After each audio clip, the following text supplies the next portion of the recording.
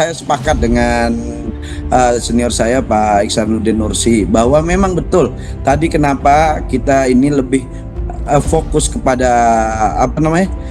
kualitas dan juga karena di round 90 karena round 90 antara Vivo yang miliki round 90 itu Vivo dan Patra Niaga kan. Nah, round 90 yang di Patra Niaga ini Pertalite kan. Ini ada kompensasi, ada sekitar 3.000 lebih. Nah, inilah yang potensi disalahgunakan. Nah, kalau itu kami sangat mendukung. Tapi terhadap kualitas. Jangan masuk ke technical problem. Kita mestinya masuknya ke structural problem. Kalau Anda masuk ke technical problem, itu akan dijawab Pertamina seperti itu. Di tengah yang namanya kilang kita memang sudah out of date. Ya, jadi jangan masuk ke technical problem dulu. Anda urusin dulu kebijakan-kebijakan besarnya. Kalau Anda urusin kebijakan besarnya, soal hilirnya, soal mesonya bisa diatasi. Itu masalahnya. Itu yang dikehendaki oleh Presiden Prabowo Subianto. Jadi cara berpikirnya kita benahi. Cara berpikir seperti itu, kita mulai dengan hulunya. Hulunya kalau memang Gerindra, Anda dari Gerindra, memang mau negakkan pasal 11 anggaran dasar Anda, terus mengikuti sumpah jabatan Anda, terus mengikuti sumpah jabatan Presiden, ikuti dengan baik bagaimana korupsi 153,7 triliun itu. Bongkar itu PPATK untuk menelusuri mereka. Miskinkan mereka karena uang rakyat yang mereka ambil. Pengamat ekonomi Ihsan Nursi mencecar Wakil Ketua Komisi 7 DPR Bambang Haryadi yang mencoba menjelaskan hasil temuan dalam rapat yang berlangsung dengan Pertamina membahas soal kasus korupsi minyak mentah hingga rugikan negara 193,7 triliun rupiah. Ia menyebut bahwa salah satu yang menjadi poin bahasan dan masih didalami tidak lain adalah soal pengoplosan round 90 menjadi Pertamax. Namun Ihsan Nursi tidak sepakat dengan cara Komisi 7 DPR RI yang membahas soal kasus korupsi minyak, tapi lebih fokus pada pengoplosan round 90 menjadi Pertamax. Padahal menurut Ihsan, kasus ini sudah satu generasi. Artinya DPR harus segera mengoreksi tata kelola Pertamina dari hulu hingga hilir. Yang pertama salah fokus ya. Kalau fokusnya ke blending atau ke oplosan salah karena fokusnya mestinya ke ekspor importnya, lalu soal ke kompensasinya dan soal bagaimana subsidi. Itu yang terbesar. Oplosan itu ujungnya cuma persoalan kejahatan pidana biasa. Tapi kalau fokusnya ekspor impor, termasuk yang namanya penggunaan kompensasi dan subsidi, itu akan lain. Nah, kalau kita telusuri ekspor impor termasuk subsidi dan kompensasi, kita cuma tinggal menelusuri dari aliran transaksi keuangannya, PPATK ke Cukai. Lalu ujungnya kita akan tahu bagaimana uangnya ngalirnya kemana-kemana, dan ujungnya bisa kita tinggal lihat siapa yang mestinya dimiskinkan oleh Kejaksaan Agung. Karena masyarakat yang dirugikannya sampai sebagian tinggi. Itu yang pertama. Jadi artinya soal prioritas. Prioritasnya itu bukan soal blending oplosan, tapi prioritasnya adalah soal bagaimana ekspor impor, termasuk yang namanya subsidi dan kompensasi. Yang kedua, soal bagaimana sesungguhnya motif dalam rangka menegakkan stabilitas harga pada energi.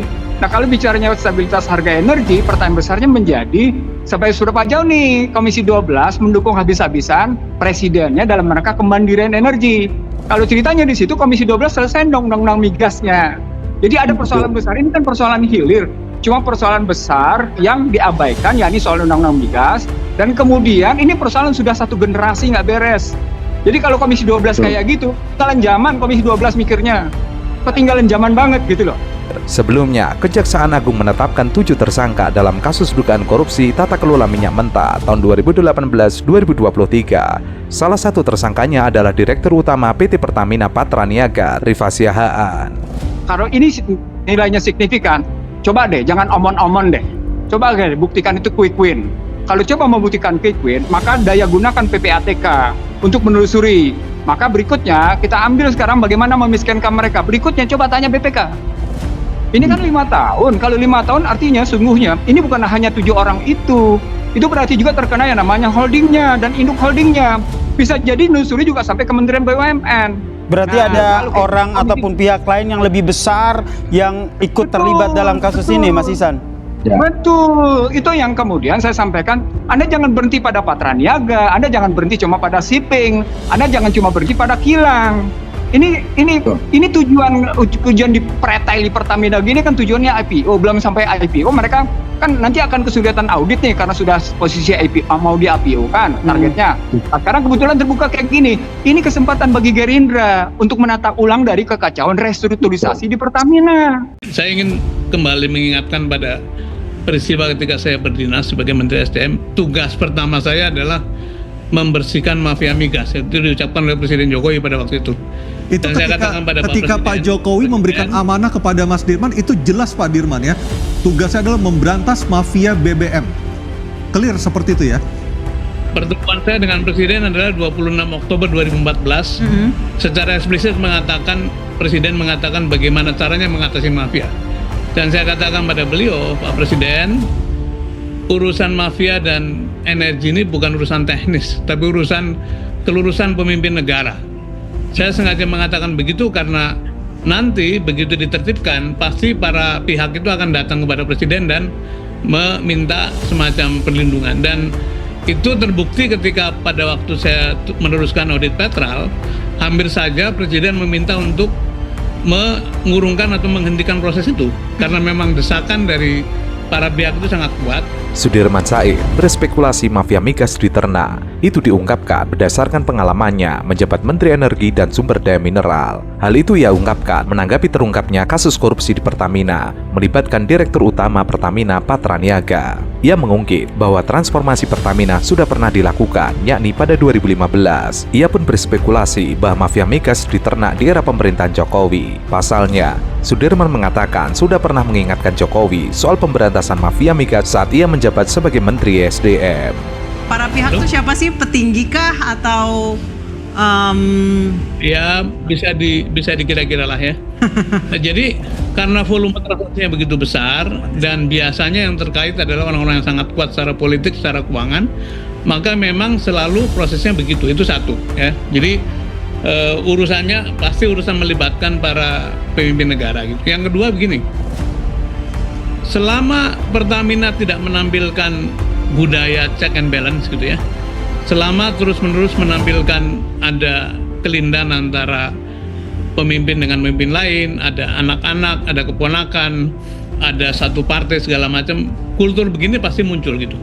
Karena memang terlalu besar volumenya sehingga kemudian godanya juga terlalu besar.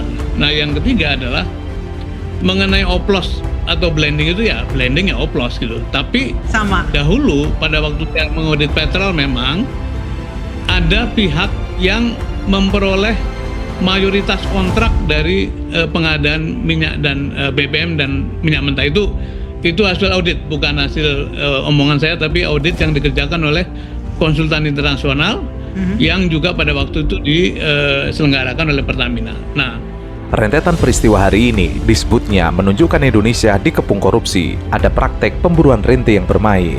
Saat ini, ia mengatakan nasib negara ada di tangan Prabowo sebagai kepala negara dan kepala pemerintahan. Sudirman Said mengaku pernah memberikan alarm kepada mantan Presiden ke-7 Indonesia Jokowi terkait keberadaan mafia migas. Sudirman Said ternyata telah mewanti-wanti Jokowi jika ingin melakukan pemberantasan terhadap mafia migas. Pernyataan itu dilontarkan Sudirman saat menanggapi kasus korupsi tata kelola minyak mentah dan produk kilang di PT Pertamina.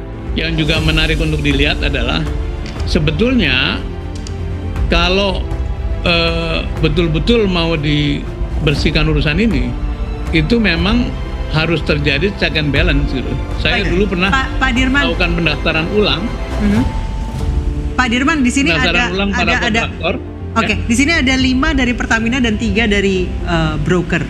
Siapa yang mulai duluan? Ya. Pertamina yang memintakah atau brokernya yang mendekati pimpinan di situ? Itu kan ada istilah tepuk tangan itu perlu dua kan? Jadi nggak mungkin sendirian. Jadi gayung bersambut ya Pak Dirman ya?